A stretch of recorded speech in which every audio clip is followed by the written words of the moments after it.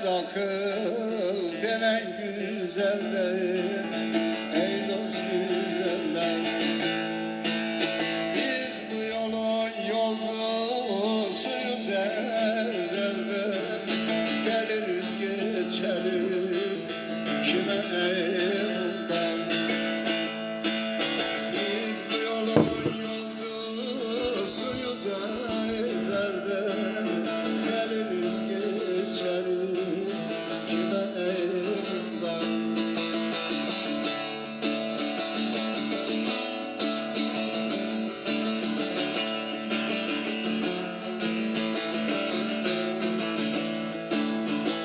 Cemal divaniyem budur yapımız, muhabbet doludur sevda küpümüz, sevda küpümüz. Düşman kabul etmez